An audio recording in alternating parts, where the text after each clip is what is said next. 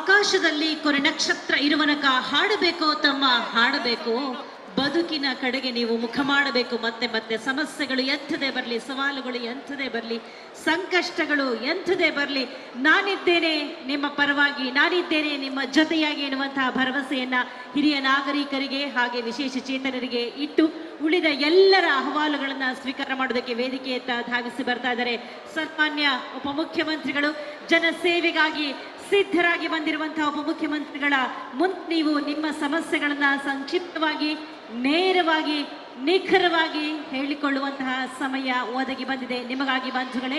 Nodal ಆಫೀಸರ್ಗಳ ಸಲಹೆ ಸೂಚನೆಗಳನ್ನ ಪಾಲಿಸಿಕೊಂಡು ಒಬ್ಬೊಬ್ಬರಾಗಿ ಬಂದು ನಿಮ್ಮ ಸಮಸ್ಯೆಗಳನ್ನ ಹೇಳ್ಕೊಳ್ಬಹುದು. ಸಮಯದ ಅವಕಾಶವನ್ನ ಎಲ್ರಿಗೂ ಕೊಡಬೇಕಾಗಿರೋದ್ರಿಂದ ಸಂಕ್ಷಿಪ್ತವಾಗಿರಲಿ, ನಿಖರವಾಗಿರಲಿ, ನೇರವಾಗಿರಲಿ. ಹಾಗೆ ನಿಗದಿಪಡಿಸಿದ ಸ್ಥಳದಲ್ಲೇ ತಾವು ಬರಬೇಕು.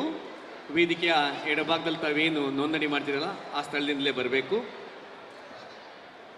ಆಹ್ವಾನ ಸಲ್ಲಿಸಿದ ನಂತರ sir podium centre mic on ಮಾಡಿ ಸರ್, ಸೆಂಟ್ರ್ ಮೈಕ್ ಆನ್ ಮಾಡಿ.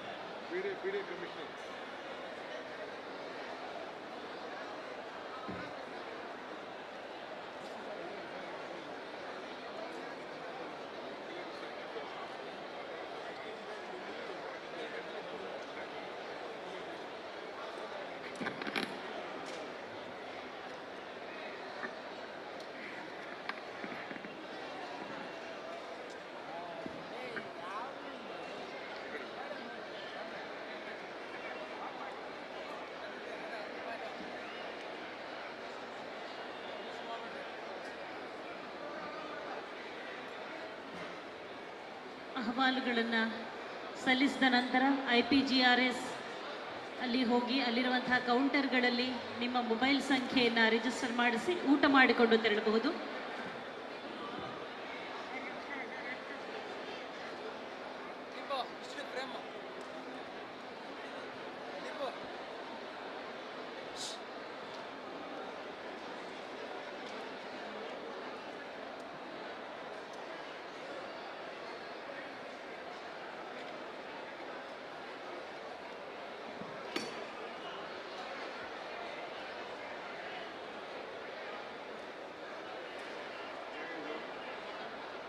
ಏನಿದು?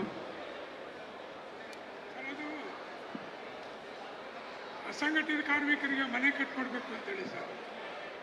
ಗಾರ್ಬೇಬಾಯಿಪಾಳ್ಯದಲ್ಲಿ ಹುಣಸಂದ್ರ ಬಂಡೆಪಾಳ್ಯದಲ್ಲಿ ಜಮೀನಿದೆ, ಅದಕ್ಕೆ ಇದು ಮಾಡಬೇಕು ಸರ್. ಅಷ್ಟು ಇದೊಂದು ಸರ್. ಆಯ್ತಾಯ್ತು. ಕಟ್ಟಡ ಕಾರ್ಮಿಕರಿಗೆ ನಮ್ಮ ಸರ್ಕಾರ ಹಿಂದೆ ಇದ್ದಾಗ ಈ ಸವಲತ್ತಿತ್ತು ಸರ್. ಇವತ್ತಿಗೆ ನಮ್ಮ ಸರ್ಕಾರನೇ ಬಂದು ಸುಮಾರು 70% ಎಲ್ಲ ಕಡಿತ ಮಾಡಿದೆ. ಅದನ್ನೆಲ್ಲ ಕೂಡ ಮರುಸ್ಥಾಪನೆ ಮಾಡಿದ್ರೆ ನಾವು ಟ್ರೇಡ್ ಯೂನಿಯನ್ಗಳಿಂದ ಮತ್ತೆ ಒಳ್ಳೆಯ ಕೆಲಸ ಮಾಡೋದಕ್ಕೆ ಸಾಧ್ಯ ಆಗುತ್ತೆ ಅಂತೇಳಿ ಹೇಳ್ತಾ ಇದ್ದೀವಿ ಸರ್.